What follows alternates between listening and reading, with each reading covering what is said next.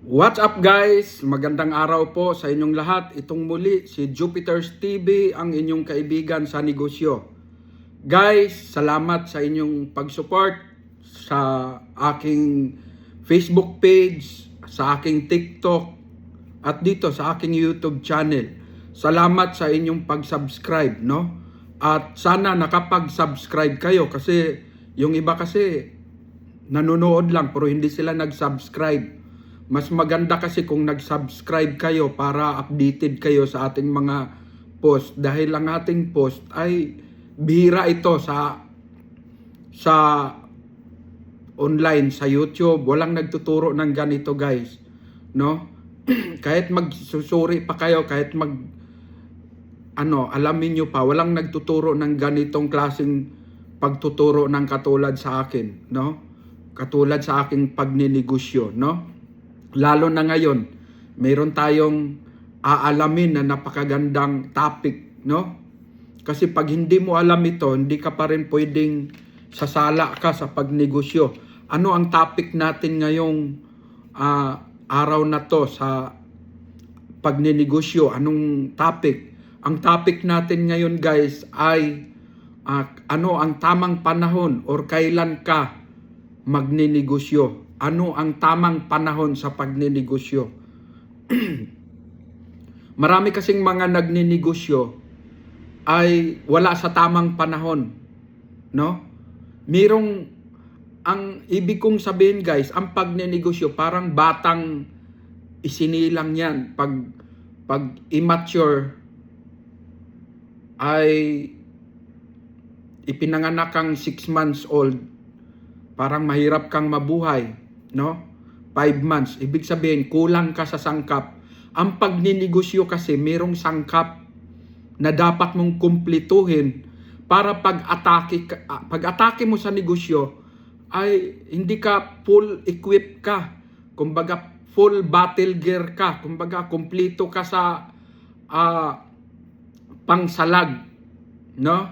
Kumplito ka sa sandata sa pagninegosyo. Hindi pwedeng magninegosyo ka na kulang-kulang sa sangkap.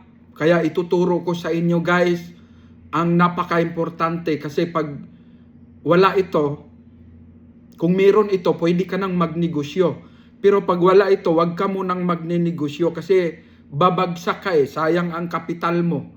No? Baka masisi mo pa ako sa huli na ikaw ay na-motivate na, tama, kasama sa sangkap sa pagninegosyo yun, na ikaw ay namomotivate, may motivation ka na-motivate na ang sarili, ibig sabihin na may nasa na, nagkaroon ka na ng matinding interest o nasa sa pagninegosyo, motivated ka na, dahil sa naituro natin ng mga nakaraan, na ang mga magulang mo, mga anak mo, asawa, pamilya mo, dapat bigyan mo ng magandang buhay at iyon ang magandang pangarap para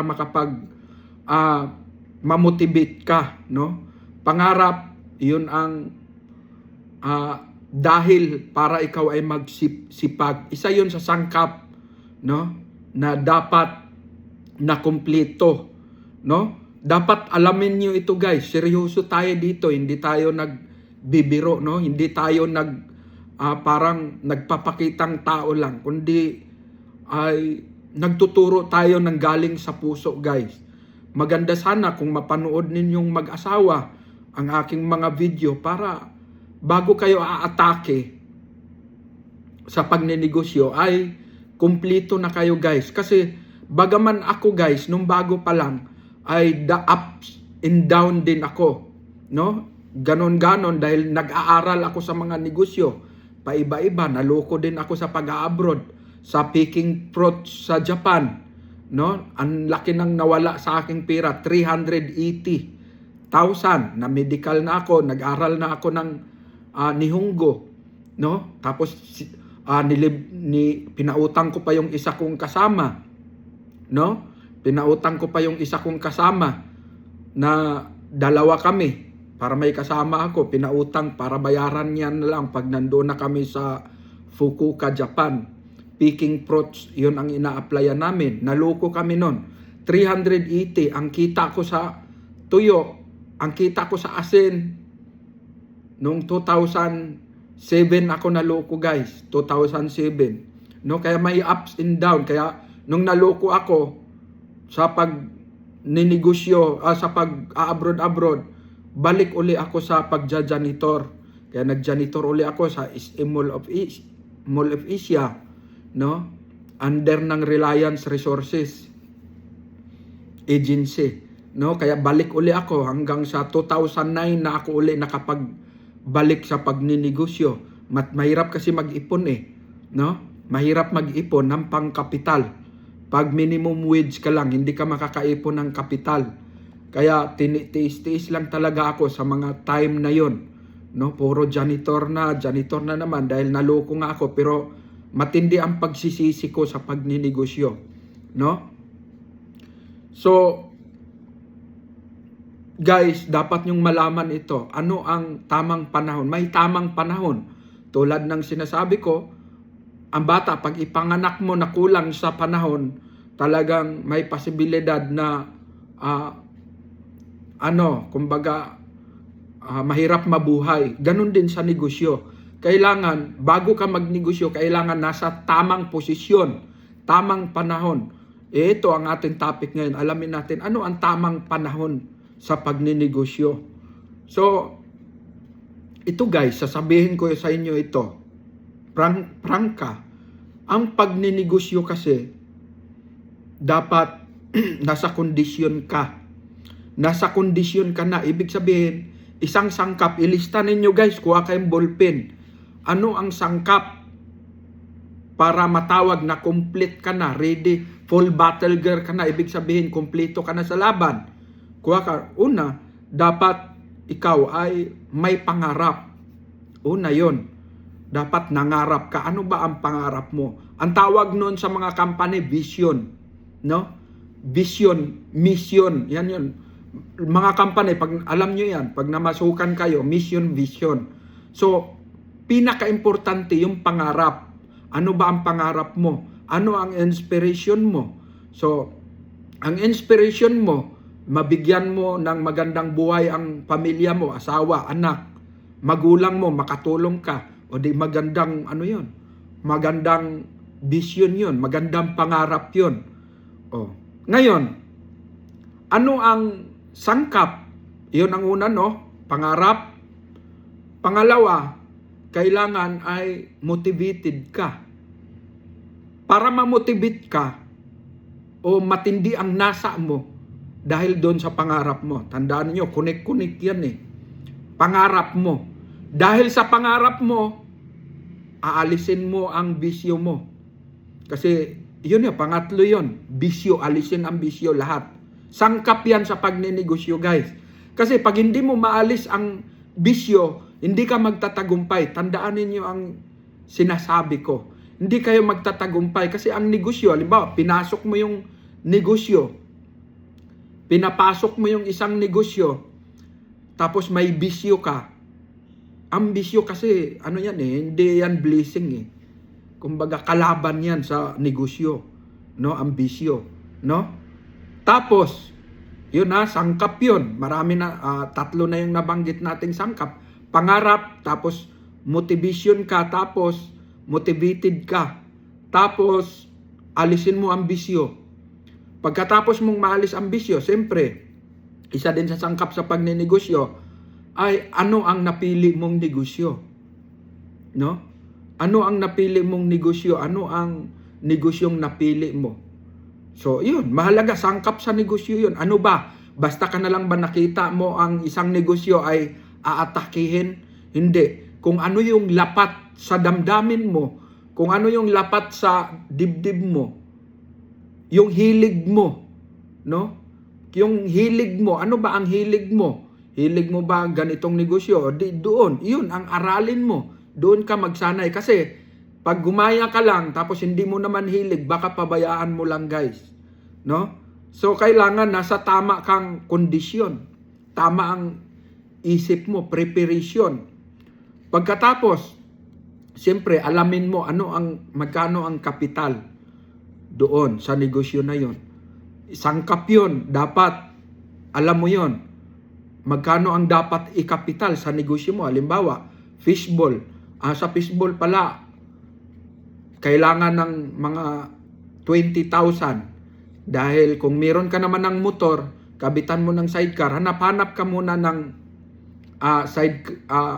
sidecar sa junk shop. Yun lang, tapos i-modified lang.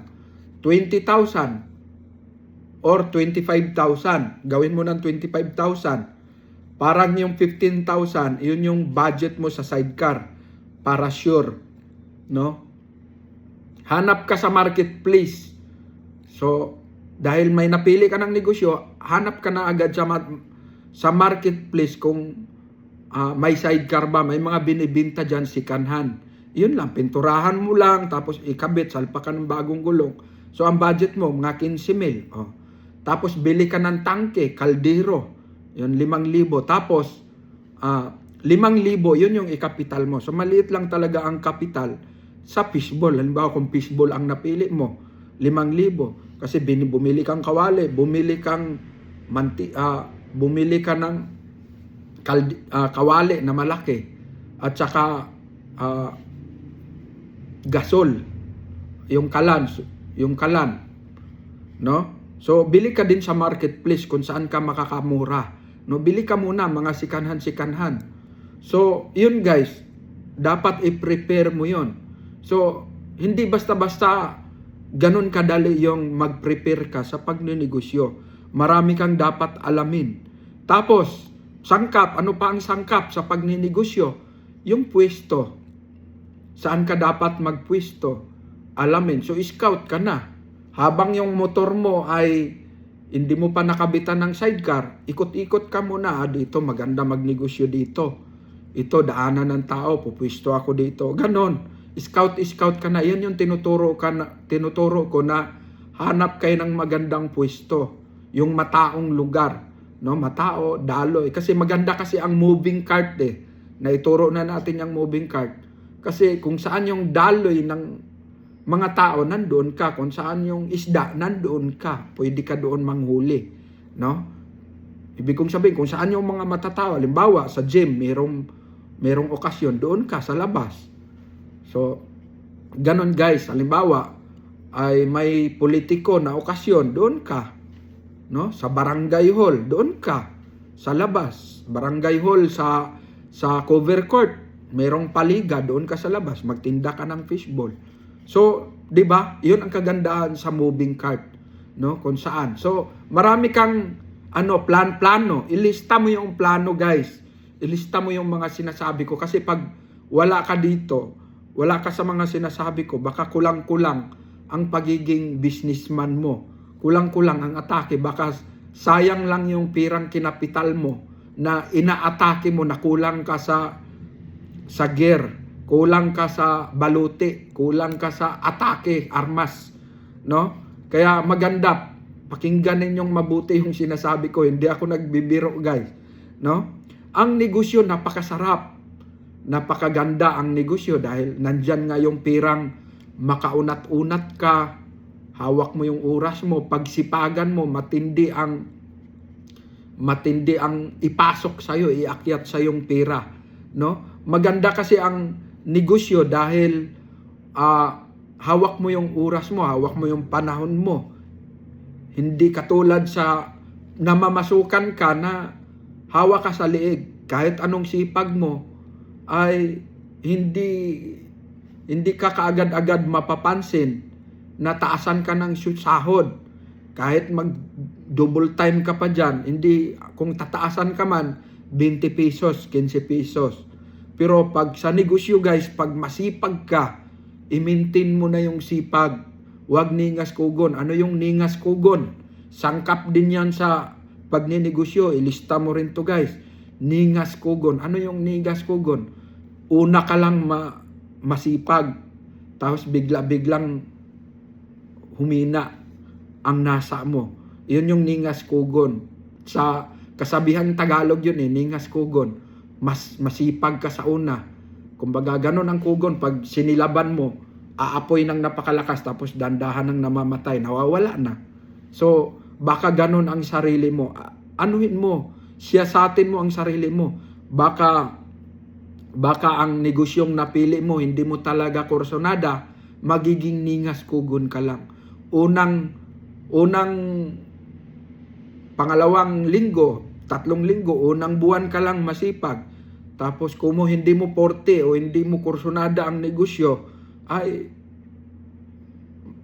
nanghihina ka na, nanlalamig ka na, nagninegatibo ka na, hanggang sa na bumabankrupt. So napakaraming bumabankrupt sa negosyo dahil sa kawalan ng positioning, no? Parang cheese lang yan. Pag wala sa posisyon yung pisa mo, mukhang dihado ka na. Mukhang mahirap dipinsahan, no? Mahirap dipinsahan. Pag umaatake na yung mga negatibo na nasa sarili mo, mahirap mo nang dipinsahan yan. Kaya guys, napakasarap magnegosyo. Ako na ang nagsabi sa inyo na masarap magnegosyo. Diyan nga ako na multimillionaire sa pagninegosyo. Kahit first year high school lang ako no? Kasi dire-diretso ako pag nagninegosyo, dire-diretso, focus. Ginagawa ko yung pinaka-the best ko sa isang negosyo. No? Ginagawa ko. Kasi ang mindset ko, pag hindi man ako palarin sa negosyong aking pinapasok, hindi ko masisi ang sarili ko. Bakit? Ginawa ko ang the best ko Nagsipag ako, hindi ako patamad-tamad. Minahal ko, nagsakripisyo ako. Ganun pa man ay hindi agad-agad umakyat sa akin ng ganong kalaking pera na aking hinihit, ay lipat ako sa ibang business. Dahil hindi niya nahit ang aking gusto. Sa kabila ng nag-extra effort ako, nagporsige ako. So, ganun sa negosyo, guys. Ganun ako. Hindi ako lumilipat ng bankrupt. Lumilipat ako dahil meron akong gustong target na maabot pero hindi niya mahit. Halimbawa, nagtinda ako ng pakbit. Kumikita ako 2,500. Kumikita ko 2,500, malinis sa isang araw. Pero marami naman akong expenses, no? Marami akong expenses, may mga anak akong ginagatas, may mga katulong ako, no? Kasi ang mga katulong ko 15,000 ang isang dalawa, 15,000 ang isang buwan, 30,000 na kaagad 'yon, no? Ganun ako sa ganun ako sa pagninegosyo. Dapat alamin mo, no? Dapat alamin mo ano ang tamang paraan sa pagninegosyo. Baka ikaw ay kulang-kulang. Baka ikaw ay natangay lang sa bugso ng damdamin. Alam nyo, may bugso ng damdamin na dapat bantayan mo rin. Baka ikaw ay nadala lang. No? Kailangan araling mabuti. Araling mabuti. Dapat ang negosyong piliin mo, dapat yung hilig mo or mas magaan para sa'yo. Kasi merong ganito guys, halimbawa may napili kang negosyo, hindi naman akma sa sarili mo dahil tamad kang magising sa araw, umaga, madaling araw. Halimbawa yung barbecue. Yung barbecue guys, araw-araw kang mamimili, 3:00 madaling araw. No? Araw-araw ka kasi pag mamili ka 6:00, oversize na yung tulingan, oversize na yung bangus. Pag fresh kasi na hahango lang doon, kabubukas lang ng banyera, plastic na banyera, ilalapag na doon sa makapamili ka ng maganda, good size, no? Tamang Kaya 3:00 madaling araw, gising ka na. Halimbawa, ikaw, ang interesado ka ngayon sa pag-barbecue. Ako, naranasan ko ang pag-barbecue, no? Kasi may topic ako dito sa aking YouTube channel, barbecue no? Panoorin nyo na lang, kasi nandyan yung pagtuturo ko. Ibig kong sabihin, sa pagninegosyo, baka hindi akma sa oras mo. No? Baka ikaw ay pinakahit mo yung magising ng madaling araw. Hindi mo pa kayang putulin ang sarap ng tulog.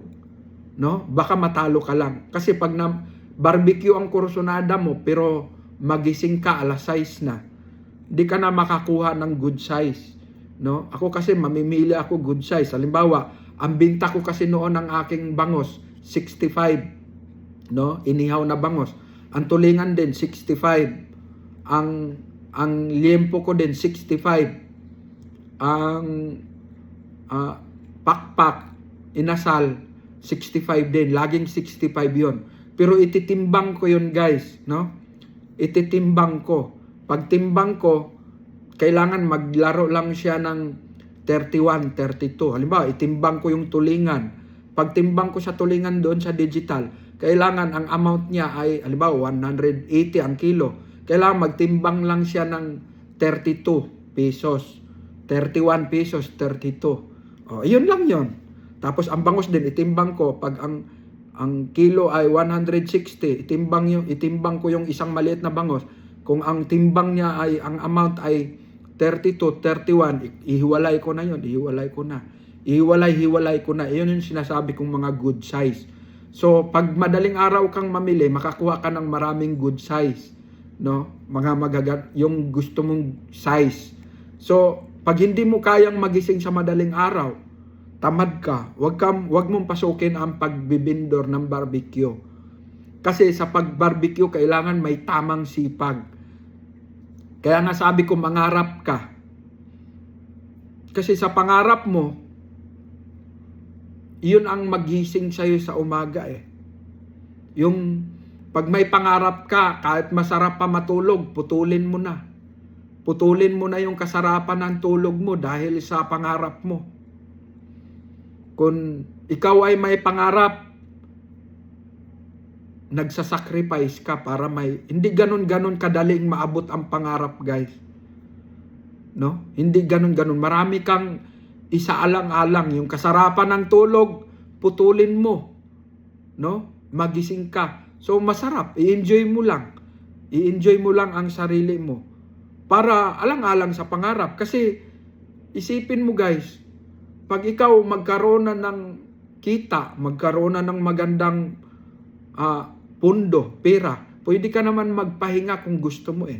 Parang ako, no? Pwede ako matulog ng 1 linggo na higa-higa lang, kain tulog. Kahit 1 buwan, pwede akong bakit?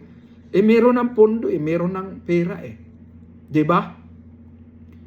Yun lagi ang iniisip ko noon. Pero nung nag-umpisa ako, 3:00, padjak pa yung gamit ko, akyatin pa yung mula Parkland, subdivision ng Dasmariñas. Tapos papunta sa palengke, akyatin pa yon, no? Akyatin pa siya. Halos mga mga 5 kilometers ang layo. 5 kilometro, akyatin yon. Akyatin. Binibisikleta ko yon, sidecar na bike ang gamit ko, no? Kaya napakahirap. Pag may puno na yung bike ko, ang daming karga, puro palusong naman yun. Puro palusong. Magaan lang naman. Pero yung pagpunta sa palengke, 3:00 madaling araw, gising na ako. Nagsimula na akong magbisikleta. Kasi lagi kong tinitingnan, guys, yung aking pamilya, aking asawa, wala pa akong asawa nun, aking magulang, lagi kong iniisip, ano kaya ang posisyon ng kanilang pagtulog ngayon?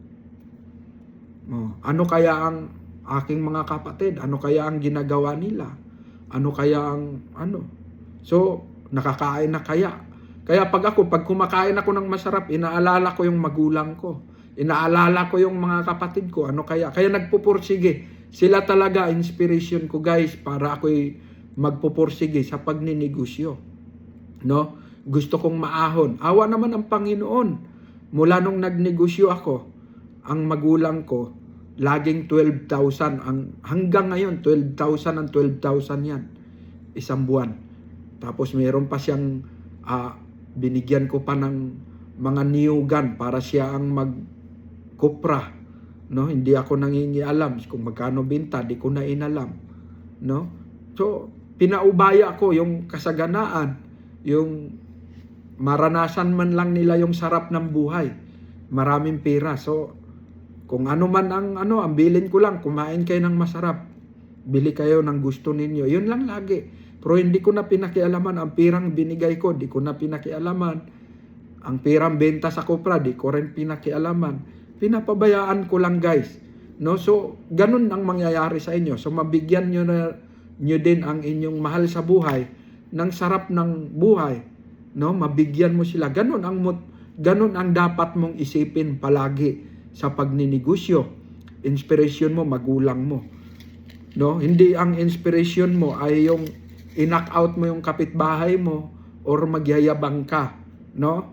Tandaan ninyo guys, kailangan maganda ang intention nyo pag magnegosyo. Kasi kung ang intention mo, pag ako yumaman, yari sa akin yan, ganun. Mapangit na pangarap yon. Huwag niyong pangarapin yon. So, ang pagninegosyo dapat nakaano din yan, nakasaalang-alang din yan kung ano ang pangarap mo. Pag masama ang pangarap mo, baka hindi ka rin pahintulutan ng kapalaran. Kasi masama ang iniisip mo. Pag yumaman ka, bilhin mo yung daanan na yon, lupa na yon, para di na makadaan yung taong nasa likuran. Yun ang pangarap mo. Pangit na pangarap yun, guys. So, pag magnegosyo ka, laging maganda, lagi ang iyong iisiping pangarap para samahan ka ng Panginoong Diyos, no? Sana naintindihan ninyo ang aking ibig sabihin. Huwag kang atake ng atake sa negosyo kung wala kang ganon, no? Wala ka, kulang ka sa nasa. Huwag kang magnegosyo. Kailangan alamin mo muna ang sarili mo. Kaya ko ba ito? Kaya ko ba ito? O baka ako'y nabigla lang sa negosyong ito? Dapat alamin mo yun. Huwag kang pabigla-bigla. Kasi karamihang nagpabigla-bigla, bumagsak. No? Ako nga, bumagsak ako sa pagninegosyo. Lately lang eh. Lately lang. Kasi nag-franchise, nag-expand guys. Nag-expand ako ng nagre-rent ako ng mga 80 yung branch ko sa buong Pilipinas. Gumawa ako ng isang negosyong kakaiba na nag-expand, umaabot ng 80 ang aking office. Buong Pilipinas yun, no?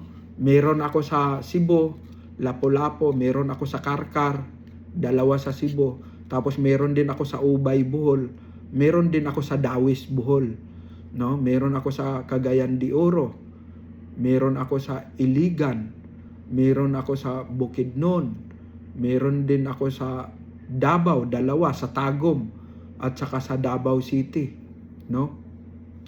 Meron din ako sa Pagadian. Meron din ako sa Zamboanga City. Meron din ako sa Cotabato, no? 2 sa Cotabato. Tapos meron din ako sa San Francisco, Caraga. Meron din ako sa Surigao City, no? Meron din ako sa Butuan. So napakarami. Meron din ako sa Liti, sa Haro, no? Meron din ako sa Sugod, Liti. 2 din doon sa Liti ang office ko. Meron din akong office sa Calbayog, no? Meron akong office sa 2 sa 3 sa Samar ang office ko, no? Sa Calbayog, doon sa Eastern, Western at saka Northern Samar. 3 yung aking opisina dyan. Tapos meron ako sa Sorsogon. Meron naman ako dito sa Bicol, no? So ang dami kong meron ako dito sa napakarami kong office, guys. 80 ang office ko. Kaya minsan nai-advise ko sa inyo na huwag padalos-dalos. Dapat alamin mo ang sistema, kasi pag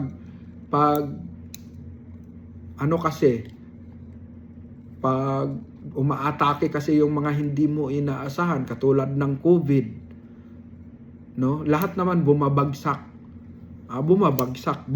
pati ako, pati yung beach resort ko bumagsak din. Beach resort, 2 beach resort ko, no? 22 million. Bumagsak ako sa Lian, Batangas, no? Matabongkay. 2 Jupiter 1, Jupiter 2, Jupiter Beach Resort. hotel and restaurant. Bumagsak. So, pero ano naman yan? Yung pandemic ang may mabigat na pag-atake sa mga negosyo. So, nagsisi ako. Pero ganun pa man, nangyari na eh. Hindi pa naman huli. Kumbaga, hindi lang naman ako ang nabankrupt. Marami ang mga nabankrupt sa mga panahon na yon. Kasi katulad ng beach resort, hindi naman agad walang excursion dahil sarado, 2 taon. Walang excursion. Bagsak ang negosyo ko, guys. So, ganun. Marami din ako mga negosyo na hindi rin ako pinalad. Pinasok ko rin yung tracking. Marami akong mga sasakyan. No? Ang mga product na dinideliver ko, Nivea. Mga Nivea lipstick. No? Mga roll-on sa mall. SM Mall, supermarket, at saka sa Walter Mart, supermarket, at saka sa sa Robinson. Yan yung aking mga dinideliveran. No? Marami akong mga sasakyan na nagde-deliver. Taripa-taripa, kumbaga tracking ako nun. Parang Lalamove style. So, yun guys. So, marami din akong kwento sa buhay na bumabagsak din. Kaya, minsan, masabi ko na dapat isiping mabuti. Maganda nga kayo sa inyo ngayon dahil nagtuturo ako eh. Hindi kayo basta-bastang babagsak dahil itinuro ko na kung saang side kayo basta babagsak, no? Marami akong mga negosyo katulad nitong aking company. Company ko, malakihan, no? Nagre-restore ako sa yung bahay ni Rizal, no? Bahay ni Rizal, Jose Rizal. Nire-restore ko 'yan. Bahay ni Emilio Aguinaldo, nire-restore ko 'yan. No?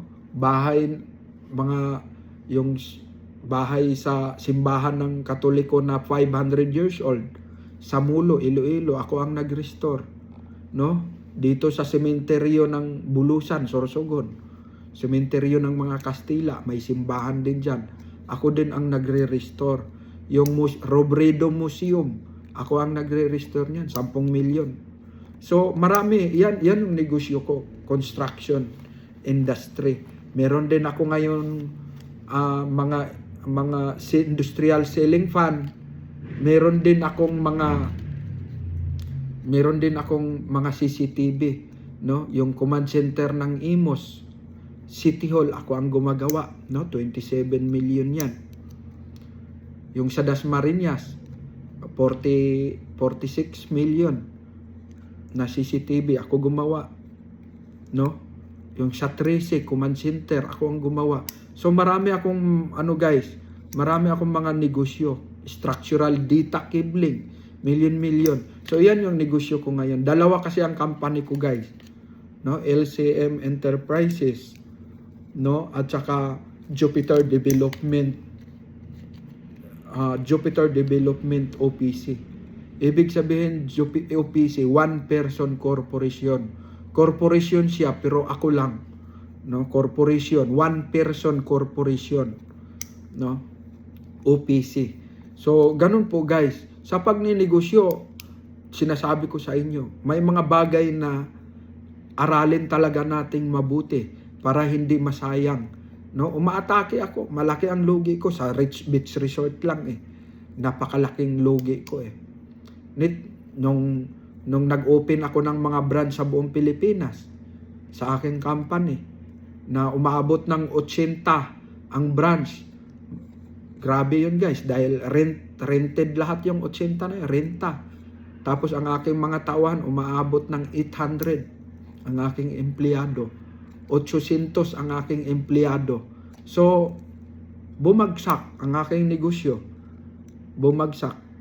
Dahil, dumadaan ang crisis eh.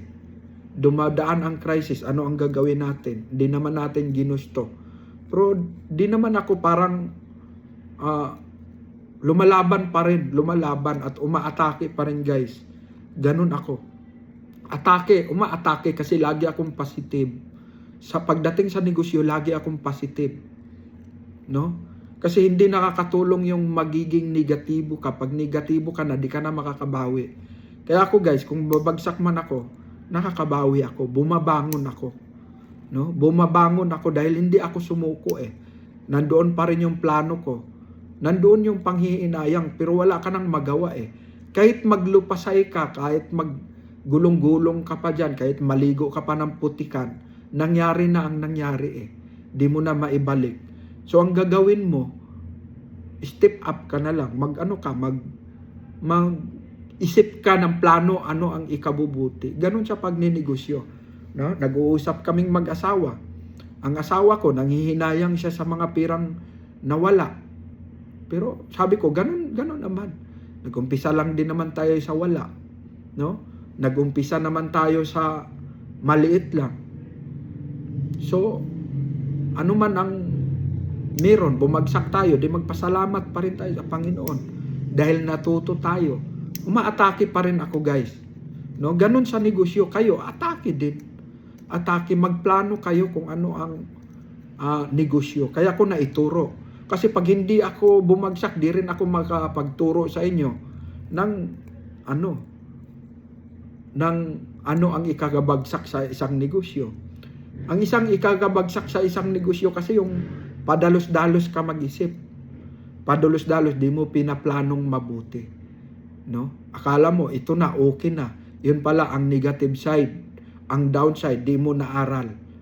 No? Dumaan ang pandemic, bumagsak ako. Bumagsak ang aking negosyo. Ganun lang. So, iniisip ko, hindi lang naman ako ang bumagsak at di ko naman iniisip na babagsak din ang magka-pandemic. So, ganun, umaatake ako. Maatake pa rin ako. Kaya, yan yung sinasabi ko sa inyo guys, na kailangan pagpasok sa negosyo, dapat alamin mo ang sangkap. Ano ang sangkap? Kailangan nandoon yung kapital mo, intact na, kompleto na, nandyan na yung kapital mo. Ang plano mo, nandyan na. Ano ba ang plano mo? Ano ba ang pangarap mo? Nandoon na yung pangarap. No? Ano ba ang inspiration mo? Kailangan ang inspiration mo, may inspiration ka. Kasi ang inspiration, yun ang magmumotivate sa sarili mo sa pagninegosyo, sa pagpupursige. No? Yan din ang magmumotivate sa'yo dahil may pangarap ka, na-motivate ka dahil sa pangarap mo. Dahil may pangarap ka at motivated ka, magising ka. So kakalso-kalsuan yan, kunik-kunik yan guys. Kakalsuan ka ng sipag dahil sa pangarap mo at motivated ka. No? So, sana nalaman ninyo ang isa sa mga magandang strategy sa pagninegosyo. Kailangan kumpleto ka. Kailangan din, alam mo din ang sarili mo. Hawak mo sarili mo eh. Ikaw ang nakakaalam kung sino ka. Ikaw ang nakakaalam ano ang kapasidad mo. No? Ikaw ang nakakaalam kung ano ang pangarap mo. So, ang tips ko lang, talagang kung may pangarap ka na, kailangan magpupursige ka. Ang tips ko sa inyo, panoorin ninyo yung aking financial na pagtuturo. Kasi pag nandoon yan, connection yun dito sa sinasabi ko. Kasi pag meron ka ng kapital, meron ka na din plano sa pangarap mo, meron ka na din motivated ka na, at meron ka ng pwesto, meron ka na ding negosyo na inegosyo mo, meron ka ng na nakita kung ano ang babagay sa'yo, o panuorin mo na agad yung aking budget management. Iyon naman ang mag-guide sa'yo guys. Iyon naman ang mag-guide. Kailangan matutunan mo yung pagdadala ng budget. No? Pagdadala ng budget. Pag ikaw magninegosyo ka, dapat meron ka nun. Yung budget management, baka hindi mo alam magdala ng pera, babagsak ka. At itinuro ko nun guys, napakagandang topic na yun. Jupiter's TV budget management. Budget management. Kung meron ka, milyonaryo ka kaagad kung meron kang ganong sit-up. Panoorin nyo guys, yung aking YouTube channel na ang pamagat ay budget management. Mamilyonaryo ka kaagad pag meron kang ganong guide. No? Sana napakaganda ng pagninegosyo kung meron ka nung mga sangkap na nun guys. Kung meron ka ng sangkap na ganon, napakasarap magnegosyo. Mabigyan mo ng magandang buhay ang mga anak mo. Magandang mabili mo ang gusto nila. Ang asawa mo, lagi mong mapaganda ang asawa mo dahil may pampaganda ka. Mabilihan mo siya ng mina o mabilihan mo siya ng RDL, pangpahid sa mukha niya, para mabilihan mo siya ng roll-on para sa kilikili niya, para pag kagaling mo sa trabaho, amoy-amuyin mo man yung asawa mo, mabango, hindi amoy putok, hindi amoy. So, may pira ka. Anong ibig kong sabihin? May pira kang pang-sustain, pampaganda sa asawa mo, kaya hindi man lamig ang pag-ibig mo sa asawa mo. Kunik-kunik yan guys no? Maraming ibubunga pag magnegosyo ka. Maraming ibubungang maganda sa pamilya mo. Maraming ibubunga sa asawa mo. Hindi ka maghahanap ng ibang babae. Bakit? Yung asawa mo naman, minahal mo naman yun Kulang lang ng tawag nito. Kulang lang ng materialis para i-repair yung nawala na kagandahan niya dahil nilusyang mo, inanakan mo ng 8 Inanakan mo ng 8, nalusyang. Nung nalusyang, pumangit ang hitsura. Dahil sa dami ng mga anak, di na nakapagbihis.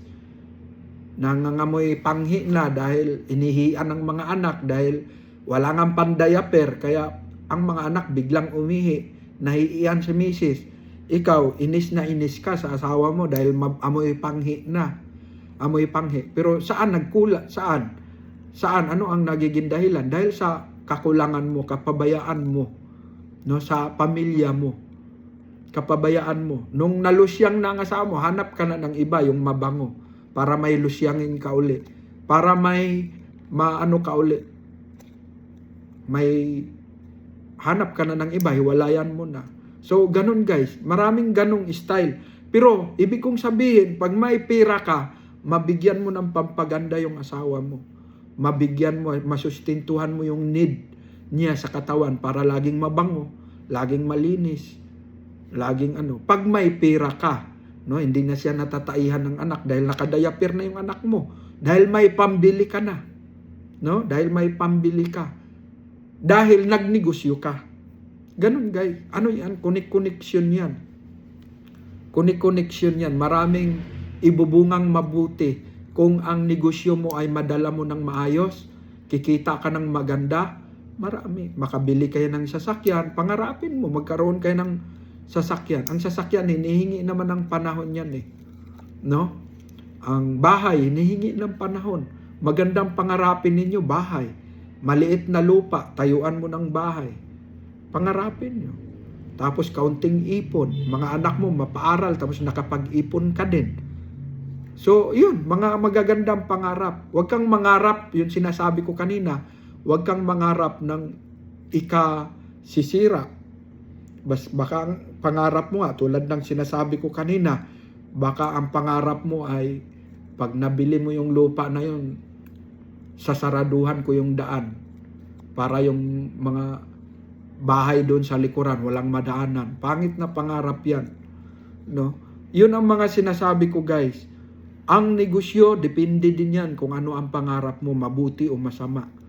Saan masama ang pangarap mo, hindi ka pahintulutang umaasinso dahil ang pangit nakipag-trouble ka. Baka mapatrouble o mapaaway ka pag ikaw ay umaman. Hindi pahintulot na ikaw ay magkaroon ng kayamanan dahil ikakasama pa sa'yo. So, kailangan mabuti lagi ang pangarapin nyo at yung ikabubuti sa kapwa, guys, no? Sana meron kayong natutunan sa ating topic ngayon, no? Wala namang nagtuturo. Mag-search kayo, guys, kung merong katulad sa pagtuturo ko na hindi naman sa pagyayabang. Pero iba kasi ang pagtuturo. Nakikita ko kasi yung mga pagtuturo ng iba, walang, kumbaga, turong walang libog. Iba kasi yung turong may libog. Ang pagtuturo ko kasi, guys, turong may libog, kumbaga aggressive at galing sa puso, no? Aggressive galing sa puso yung pagtuturo. At isa pa, marami akong naranasang negosyo Kaya marami akong ituturo. Ituturo ko sa inyo ang lahat ng mga pasikot-sikot sa pagninegosyo. Maganda kasi na lagi kayo masanay kayo sa panonood sa aking mga video para mamotivate ka at alam mo ang full equip, full battle gear sa pagninegosyo. Hindi ka pwedeng sasabak ng alanganin dahil babagsak ang negosyo mo. So, napakasarap magnegosyo, masarap din may pera, guys. No? Ako na ang nagsabi, masarap may pera. Mas mahirap yung ang kitain mo ngayon, kainin mo mamaya. Mahirap yun. Ang tawag nun, isang kahig, isang tuka. Pag hindi ka nang trabaho ngayong araw na to, wala kang kakainin, walang hapunan. Pakahirap nun. Walang kainin bukas pag wala kang hanap buhay ngayon. So, napakahirap. Baon sa utang, baon sa ano. So, napakahirap yung ganong kalagayan. Ako, nag-share lang sa inyo guys na comparison. Sana, saan ba kayo? Saan ba kayo? Lagi. Minsan kasi ang tao, parang gini-give up niya na ang sarili niya sa kahirapan. Parang di na siya gagalaw. Parang ang pagiging negatibo niya sa buhay niya ay parang gano'n na lang. No? Parang ipinaubaya niya na. Parang wala na siyang gagawin dahil mahirap pa rin siya. Wala din siyang alam kung paano siya babangon. No? Merong mga ganong tao. Lalo na katulad ko, walang natapos sa pag-aaral. Ang mindset ng mga walang natapos ay ipinaubaya na lang nila yung sarili nila. Kumbaga, nag-give up na sila. Sumuko na sila sa kahirapan. Ibig sabihin, okay na sa kanila yung maghirap na lang lagi. Isang kahig, isang tuka. Doon na lang nila sinasanay ang kanilang sarili. Pero kung tatanungin yung mga yan, gusto din yan makaahon sa kahirapan. Wala lang silang motivation. Kulang sila sa pagtuturo. Paano magsimula, paano ma-motivate, or paano magkaroon ng pag-asa dahil ang isip nga nila wala silang pag-asa dahil di sila nakatapos sa pag-aaral. Tapos marami pa silang anak. Pinaubaya na lang nila sa kahirapan yung kanilang sarili. Huwag ganun guys. Babangon tayo. Huwag ganun ang ating thinking o ating pananaw, ang ating iniisip. Huwag ganun. Kailangan magkaroon tayo, mabubuhayan tayo dapat ng loob.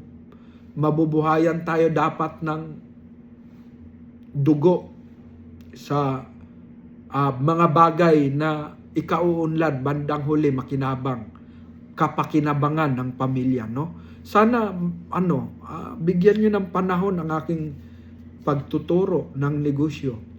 Bigyan nyo ng panahon, huwag kayong tatamarin guys. Kasi pag tinatamad ka, parang tulad nung sinasabi ko, parang ipinaubaya mo lang yung sarili mo sa kahirapan. So, parang parang babalikwas tayo, parang dalag. Ibig sabihin, lulusot tayo sa kahirapan. Lulusot, parang madulas. Dudulas, huwag tayong magpahawak. No? Parang palos, kasili. Madulas, di mo basta-basta mahawakan. So, ganun guys. Ganun tayo. Dudulas tayo sa kahirapan, iiwas. Walang masamang umiwas sa kahirapan. May paraan para makaiwas sa kahirapan. Ano yun? Negosyo.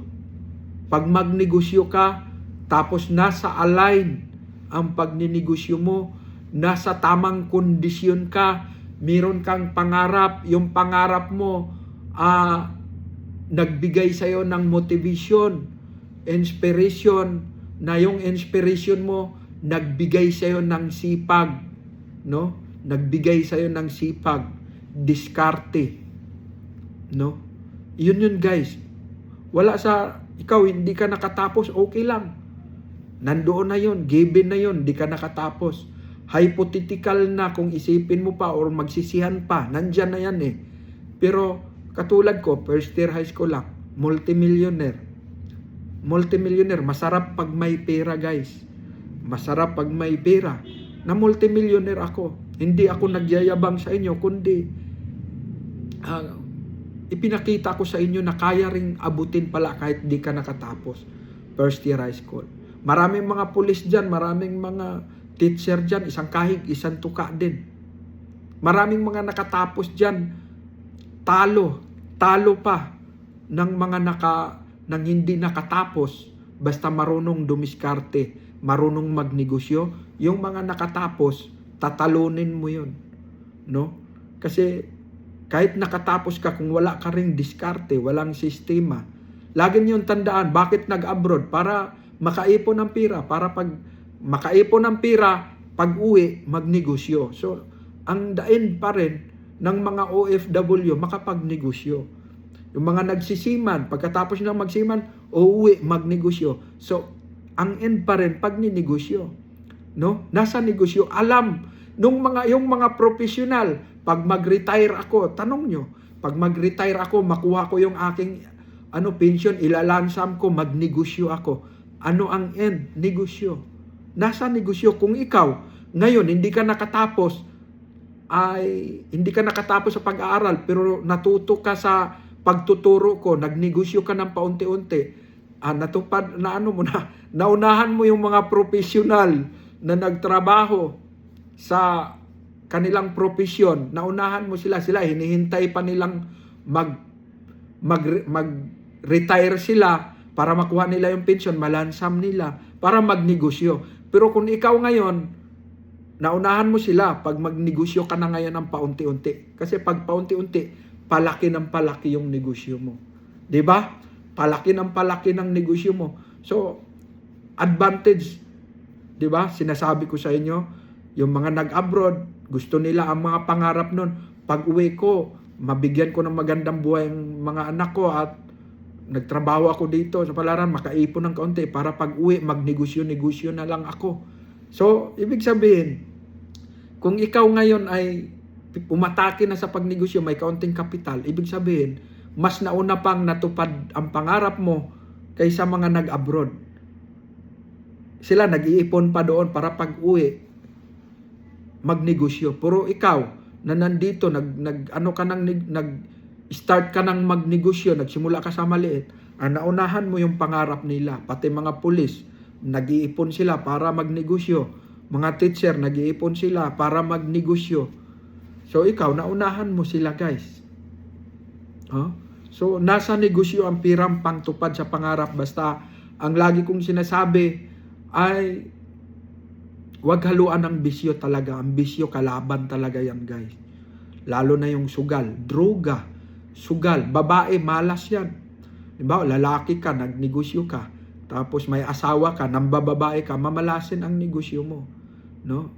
Mamalasin. Tapos, nagsusugal ka, sabong, wala, babagsak ka pa rin. Yung pirang umaakyat sa'yo, nakita ng negosyo, may kaagaw. Ano ang kaagaw? Sugal, sabong. Pwedeng mawala sa'yo. Pag naagaw na nung sugal yung kita mo, ganun ka lang. Iyon ang dahilan bakit maraming nagninigosyong bumabagsak. Wala sila sa equip battle gear, full battle gear. Wala sila sa ganun, guys. Basta na lang sila nagnegosyo. Maraming nag-comment sa akin, bakit ako? Matagal nang nagnegosyo. Nung tiningnan ko yung profile niya, guys, merong panabong na manok. Talagang kahit mag 100 years ka, 30 years na daw siyang nagnegosyo, wala naman daw nangyari. Kaya hindi daw totoo yung sinasabi ko. No? Tinatawag pa akong ulol. Ulol ka. Hindi totoo yan. Anong nakita ko, sabongero pala yung loko na yon. Sabongero. Kaya kahit na mag 100 years ka pang magnegosyo, pag sabongero ka, doon mapupunta ang pinagpaguran mo. Huwag kayong ma-turn off, guys, sa mga mahal kong subscribers, followers. Huwag kayong ma-turn off pag makabasa kayo ng mga ganong taong negatibo. No? Ganun. Dahil hindi nawawala yon. Hindi nawawala sa lipunan ng tao yung mga taong negatibo. Basta tuloy-tuloy ka lang, huwag kang paapikto. Halimbawa, may mga nabasa, hindi, totoo yan, nagnegosyo ako. Ay, hindi ka na rin magninegosyo dahil may nag-comment, nagnegosyo, bumagsak. So, hindi ka na rin magnegosyo dahil yung nag-comment, bumagsak, parang na-turn off ka kaagad. Huwag ganun. Maraming nakapaloob doon. Kaya pala siya bumagsak dahil sabungero. Kaya pala siya, naluan niya ng droga, bisyo. Maraming mga ganun kadahilanan. Yun yung mga sinasabi ko, tinuturo ko sa inyo ngayon, na kulang sa sangkap, immature.